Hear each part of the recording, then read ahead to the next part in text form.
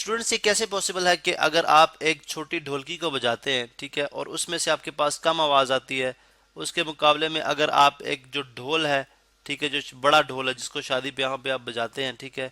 उसके अंदर जब आप साउंड, उसमें से जो साउंड निकलती है वो बहुत ज़्यादा होती है और बहुत दूर तक सुनाई देती है। इसी तरह से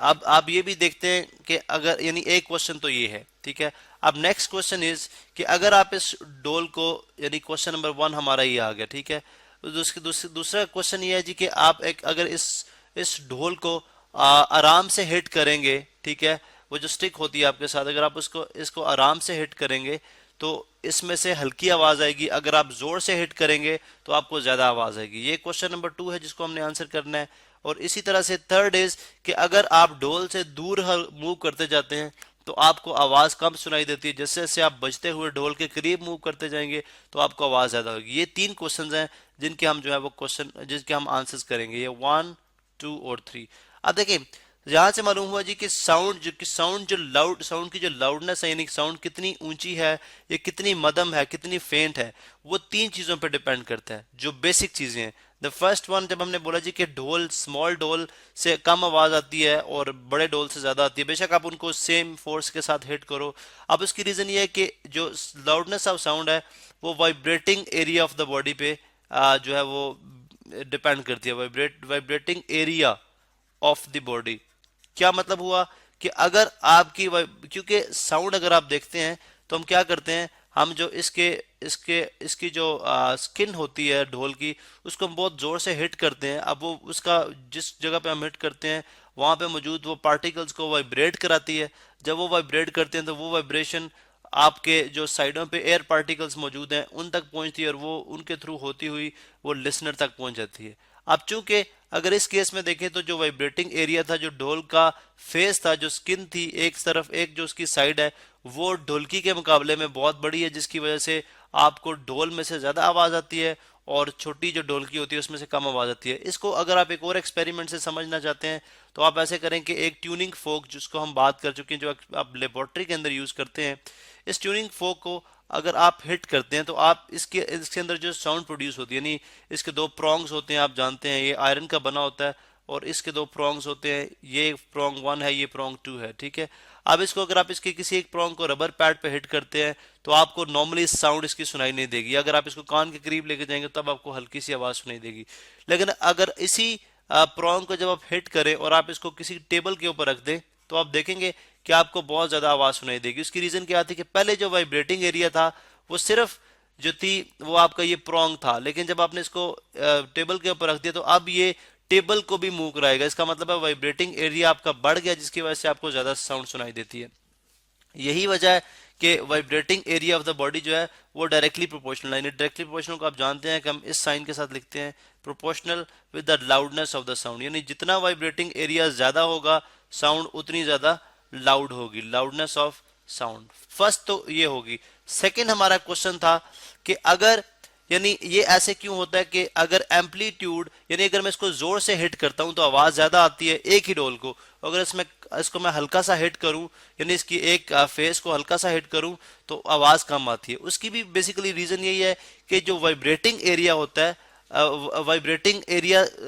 अगर लेट सपोज जो आपका फेस है उसके ऊपर अगर आप देखें तो ये पार्टिकल है, अगर आप इसको ज्यादा जोर के साथ हिट करेंगे तो डेफिनेटली ये अपनी मीन पोजीशन से बहुत आगे को जाएगा और रिएक्शन में भी, यानी बिकॉज ये वाइब्रेट करना है इसने, तो वाइब्रेटरी मोशन की ये शर्त है कि वो अपने मीन पोजीशन से, यानी स्टार्टिंग पोजीशन के बाय, यानी ऊपर और नीचे ये हरकत करेगा। तो डेफिनेटली जब ये ज्यादा फोर्स के साथ नीचे आएगा तो ये मॉलिक्यूल को बहुत ज्यादा फोर्स के साथ जो है वो धकेलेगा, जिसकी वजह से वो वाइब्रेशन जो है वो from one particle to another particle बहुत तेजी के साथ और बहुत दूर तक जाएगी, ठीक है, जिसकी वजह से आपको इस ढोल में से ज्यादा आवाज आएगी। लेकिन अगर आप इसका इसका एम्पलीट्यूड, अब एम्पलीट्यूड बेसिकली आप जानते हैं कि अगर एक पार्टिकल को उसकी मीन पोजीशन से राइट साइड पे ले जाएं और वापस वो डेफिनेटली आएगा लेफ्ट साइड पे, फिर वो इस तरह से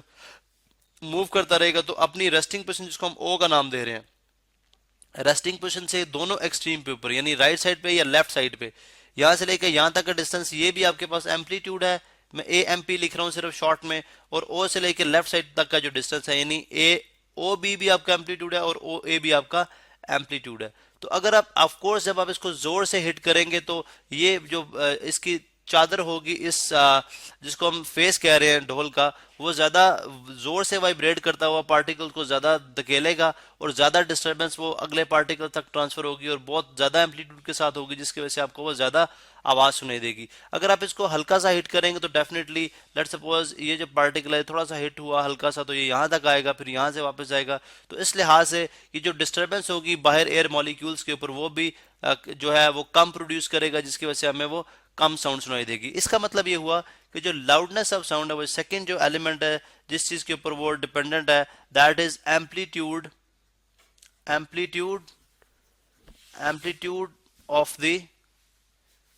एम्पलीट्यूड ऑफ वाइब्रेटिंग बॉडी, यानी जो वाइब्रेटिंग बॉडी का एम्पलीट्यूड है ये उस पर भी डिपेंड करती है। वाइब्रेटिंग बॉडी अगर उसका एम्पलीट्यूड बहुत ज्यादा होगा तो आपकी लाउडनेस ज्यादा होगी, अगर कम होगा तो कम होगी। तो इस चीज को भी हम कहते हैं जी कि amplitude of loudness, amplitude of vibrating body जो है वो डायरेक्टली प्रोपोर्शनल है लाउडनेस ऑफ साउंड के साथ। यानी जितनी आपका एम्पलीट्यूड वाइब्रेटिंग बॉडी का ज्यादा होगा, लाउडनेस उतनी ज्यादा होगी, जितना कम होगा उतनी कम होगी। थर्ड जो इंपॉर्टेंट हमने जो क्वेश्चन रेज किया था वो ये था जी कि अगर आप ढोल से दूर हरकत करते जाते हैं तो आपको ढोल की आवाज जो है वो कम आती है, और जब ढोल के बजते हुए ढोल के नजदीक आप सफर करेंगे तो आपको आवाज जो है वो ज्यादा सुनाई देगी। तो distance from vibrating body third हमारे पास जो है वो फैक्टर है, जिसके ऊपर डिस्टेंस फ्रॉम बॉडी लिखती है, डिस्टेंस फ्रॉम वाइब्रेटिंग बॉडी, यानी जो बॉडी वाइब्रेट कर रही है उससे आप कितने डिस्टेंस पे खड़े हुए, वाइब्रेटिंग बॉडी। अब आप जानते हैं कि ये अगर आप सीनियर क्लासेस में एक डॉपलर इफेक्ट के नाम से इस चीज को स्टडी करेंगे, जो कि डॉपलर इफेक्ट ये कहता है जी कि अगर आप वाइब्रेटिंग बॉडी के टूवर्ड्स मूव करेंगे, यानी उसके टूवर्ड्स मूव करेंगे तो आपको लाउडनेस ज्यादा सुनाई देगी, अगर आप उससे दूर मूव करेंगे ठीक है तो आपको लाउडनेस जो होगी वो कम कम, आपकी आवाज जो है वो आपको हल्की सुनाई देगी। इसका मतलब वो डिस्टेंस फ्रॉम वाइब्रेटिंग बॉडी जो है अगर वो ज्यादा होगा तो आवाज कम होगी, यानी लाउडनेस कम होगी, अगर वो कम होगा तो लाउडनेस ज्यादा होगी। इसका मतलब है कि जो लाउडनेस ऑफ साउंड है वो इनवर्सली प्रोपोर्शनल है। लाउडनेस ऑफ साउंड जो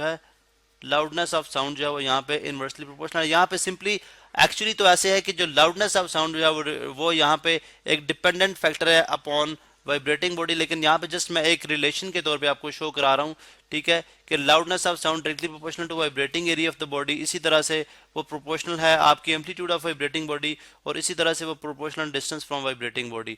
एक कुछ और फैक्टर्स हैं जो कि इसके ऊपर जो कि लाउडनेस ऑफ साउंड पे डिपेंड करते हैं। एक तो आपकी लाइक फिजिकल कंडीशंस के अंदर अगर आप बात करते हैं, फिजिकल कंडीशंस के अंदर अगर आप बात करते हैं तो फिजिकल कंडीशंस के अंदर आपको ये भी पता है कि अगर एक शख्स है, ठीक है, यानी ये भी एक क्वेश्चन हो सकता है कि जी ओल्ड एज के अंदर लोगों को आवाज है वो कम सुनाई देती है, और यंग एज के अंदर अगर उनके ईयर बहुत सेंसिटिव है, ठीक है, आपको आवाज ज्यादा सुनाई देती है। तो इसका मतलब है कि sensitivity of the hearing device, यानी हम कह सकते हैं कि फिजिकल कंडीशंस के अंदर जो लाउडनेस है, लाउडनेस जो डिपेंड करती है, loudness of sound also depends किस चीज के ऊपर, साउंड डिपेंड करती है जी कि सेंसिटिविटी ऑफ, यानी वो कितना सेंसिटिव है, कितना अच्छा आपके पास जो हियरिंग डिवाइस है, सेंसिटिविटी ऑफ हियरिंग